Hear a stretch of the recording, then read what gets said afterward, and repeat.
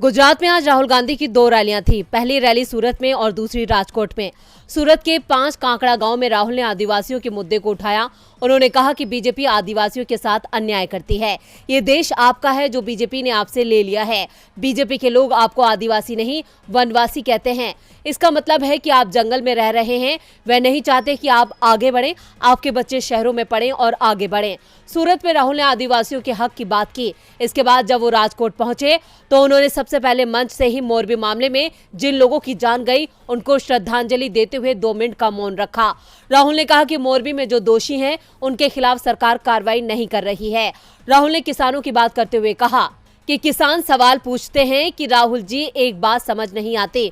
हिंदुस्तान के 3 से 4 करोड़पति लाखों करोड़ रुपए कर्जा लेते हैं और उनका कर्ज माफ हो जाता है। हमने क्या गलती की है? हम 50,000 का कर्ज लेते हैं, हमारा कर्जा कभी माफ नहीं होता।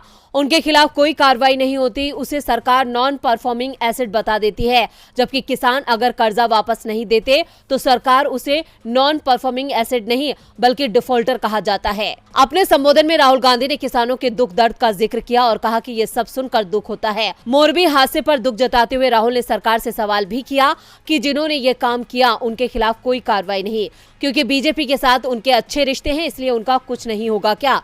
नोटबंदी को लेकर राहुल ने कहा कि पीएम ने कहा था कि काला धन इससे मिटेगा, लेकिन काला धन तो नहीं आया, लेकिन इससे छोटे उद्योगपतियों को जरूर बड़ा नुकसान हुआ। कई उद्योग बंद हो गए। राहुल ने जीएसटी पर सवाल उठाते हुए कहा कि गलत जीएसटी के चलते व्यापारियों को सबसे ज्यादा नुकसान हुआ है। ये सरकार किसान, मजदूर, छोटे व्यापारियों के खिलाफ है।